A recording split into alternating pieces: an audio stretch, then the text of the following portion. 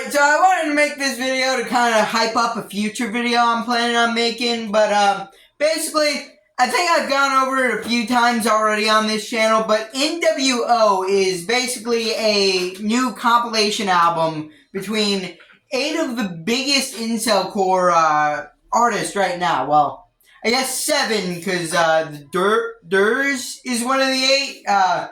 He kind of felt like a polar bear in Texas, that type of situation. Like, I read out all the names and the Doors was there. The Durs. Like, not to insult him. I think he has some really good songs, but the Durs? Really? But anyways, yeah. New World Order, or NWO, is gonna be the new compilation album. A lot of people are saying it could blow up the scene, and I believe in that too, alright? Okay? A lot of people, I've been hammering this point home, alright, on this channel, but a lot of people in the past have said Incelcore is dead, E-Punk is dead.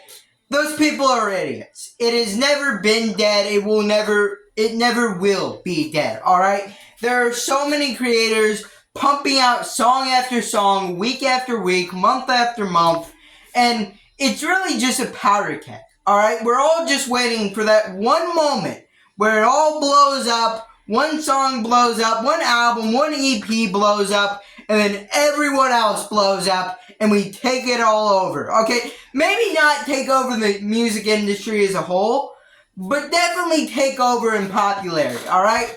It's kind of already happened with Love I Lost and Fried by Fluoride kind of popping off. It's caused a lot of other artists to pop off, but that was mainly the top guys still.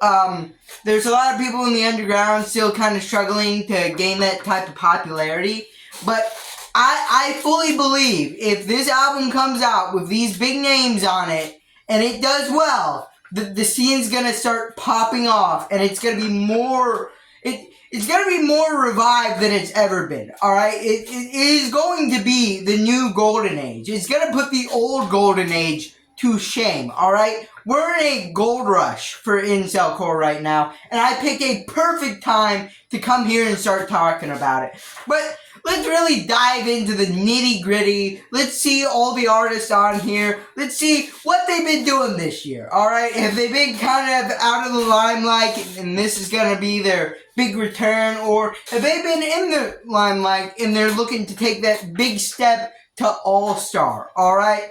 First up, we got Fried by Fluoride, maybe not being on this album. I heard a comment say that Fried by Fluoride was going to drop his own song on 9/11. By the way, this is coming out 9/11. Just like in a few days. I was planning on doing the Thursday album review on this, but then I realized it's probably going to come out midnight of that, or I don't know, it may come out midnight of Wednesday, and they're calling it Thursday. I don't know. If it comes out before Thursday, I'll review it on Thursday. If it comes out after Thursday, I'll review it on Friday or Saturday or Sunday. But don't worry about it. I will review this album, alright? But anyways, Fried by Fluoride is dropping some kind of song, and he's actually been gone for a while. Despite being, like, kind of undebatably the biggest artist in the scene right now, he's kind of been the least active, alright? Only dropping one song, Cry About It, which I think was awesome. But, yeah, he only dropped that one song, and he's been gone for the past 6 months, basically. So, yeah, I'd be excited to see him come back and release a new song. Next up is Nate, who has been extremely active this year. I believe he's dropped like 4 singles, an album. He's done collaborations. Like, this guy has been totally on his grind, alright? His last single released on his page, Deja Vu, I think is a little underrated, honestly. Not many people have played that track, but I think that thing has an awesome chorus, and just how it's structured, I really think that that's like a very cool song, alright? Next up, we got Heartbreaker, who has kind of been the in-between of both of them. He's done a couple collaborations, couple features. He also dropped a couple songs. One of his songs, Falling For It, kind of took off this year. He got like 400,000 streams on Spotify. So that really popped off for him. Next up, you got Blah, who has really just had like the breakout artist run of this year. His song from last year, I believe, Yours Forever, was it called? Popped off, also getting 400K. Yeah. He's had a pretty explosive year here, though. He's released a lot of EPs, like, at every other week, it seemed for a little bit that, like, he was releasing a new song or new EP for a while. So, he's had an extremely active year. Next up, you got Retard Dead. Alright? It's one letter away from the slur. Retard Dead. Alright? Need to stress that. But he's also possibly the breakout artist of the year. Releasing his self-titled project with the song Loser on it. They got 600,000 plays on Spotify. Just absolutely springboarding him to the top of this genre. But he's also had some other hits this year. Like, he did his cover of Oh God Why by Popkill that also got 100K. So, he's definitely diversified his hit status this year. So, yeah, probably my nomination, though, at least right now, for Breakout Artist of the Year.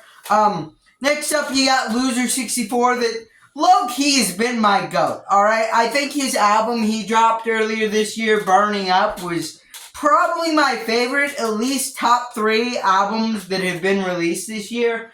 So, yeah, he's been a little bit of a GOAT. He also released the song E-Girl 195 that did some pretty big numbers. So, yeah, Loser64, been doing pretty well here. Next up, you got The Durs. I obviously said he actually, this kind of flew under my radar, but he actually released an album, or released like kind of a compilation album of his own. I know at least 2 of those songs were released before this year, but basically released an album of about 9 songs. None of them really popped off quite, but they got a couple thousand streams, which, you know, is respectable, especially for this genre. But, yeah, he's definitely doing some cool things, and, how many artists was that? 6? I think that was everyone, alright? I'm pretty sure. If I've forgotten anybody, please correct me, but I'm pretty sure I've gotten just about everyone, so I'm pretty hyped for this, alright, okay? If Incelcore/E-Punk wasn't already back, it's back now, alright? This major compilation album we've been kind of missing out since MK Ultra Support Group. Of course, there's been plenty of compilation albums afterwards, but none of them have really hit as hard or gotten as big as that first MK Ultra Support Group album did. I think this one has a real shot, though. There's a lot of breakout artists. There's a lot of established veterans. There's the Durs. Who knows? He may have a wild card up his sleeve here. All right? I'm not counting him out. All right? I'm not dissing the Durs. All right? He is also talented in making music. All right? I'm not very familiar with his catalog, but the songs I have heard from him, I've liked. All right? I mess with the Durs. But anyways, yeah, NWO, I'm pretty excited. And one more thing before I go.